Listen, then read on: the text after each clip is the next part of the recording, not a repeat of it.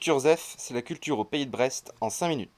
Lundi 14 mars, à la Maison pour toutes elles causent, conférence de Jacques Arnold sur la vie de Nathalie Lemel, féministe et communarde de brestoise. Personnellement, c'est en m'intéressant au Léonard célèbre que j'ai pu découvrir ce personnage remarquable à beaucoup d'égards. Elle s'est consacrée totalement à la lutte politique et syndicale, bien qu'ayant quitté son mari, on ne lui prête aucune aventure sentimentale, ni avant ni après, ça n'a pas vraiment d'importance, mais le signe elle a toujours voulu garder son nom de dame. Enfant de notre cité brestoise, faite du solide granit, elle a montré à la face du homme que la femme peut être l'avenir de l'homme. Voilà. Samedi 19 mars, au Mouton à 5 pattes, réunion publique du bureau de Radio Piquez, la web radio brestoise qui a commencé à émettre le 5 mars.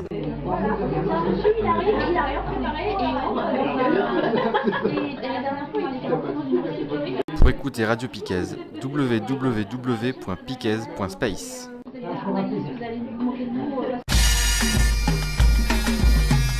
Dimanche 3 avril, à la Halle du Moulin Neuf, premier salon du bien-être animal de Guy Pava organisé par l'association Phoenix.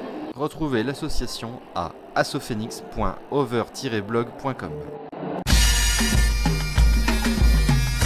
Mardi 5 avril, balade dans les ribines de Kergaradec en compagnie de Patrick Dieudonné, directeur de l'Institut de géoarchitecture de Brest, et Michel Guivarch, chargé de développement économique à Brest Métropole.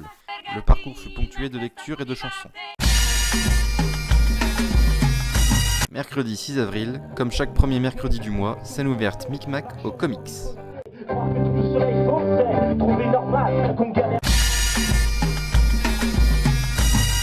Sébastien Cotel, photographe sur Brest. Nous sommes le 8, là aujourd'hui c'est le vernissage.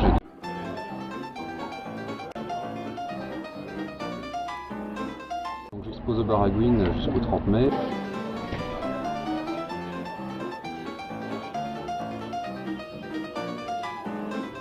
La page c'est www.r2r-photographie.fr. Vous pourrez me retrouver sur Facebook sur Sébastien Cotel, photographe.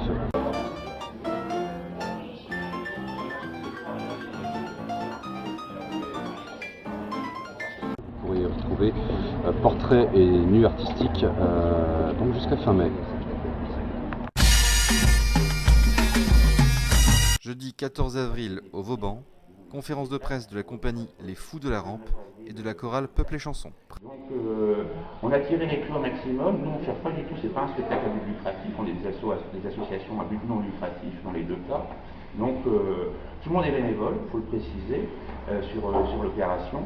Donc c'est vraiment quelque chose, c'est un engagement démocrate et citoyen de la part des choristes, des musiciens, des comédiens et des chanteurs.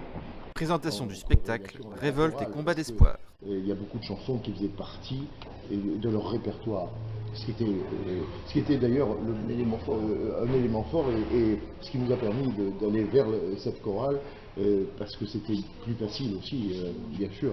Il fallait trouver des gens qui sont déjà engagés dans ce genre de manifestation.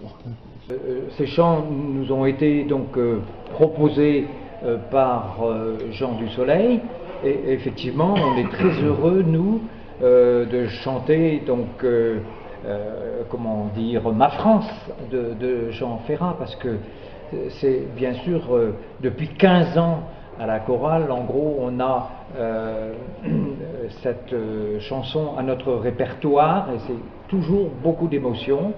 Et moi j'ai simplement rajouté un peu, quoi, c'est tout, et puis bon j'ai fait les dialogues, bon, voilà. Rendez-vous le 29 avril à l'Arena. On peut monter à 3000 spectateurs si on le souhaite, mais avec une salle qui est très très pratique parce qu'on peut la bouger, on peut la modifier. C'est vraiment un équipement qui est formidable. En plus, pour le gros public, c'est direct en tram, qu'on soit sur la ligne, on arrive directement à l'Arena. Donc on est bien conscient du luxe dont on bénéficie. À très bientôt pour un autre point culture.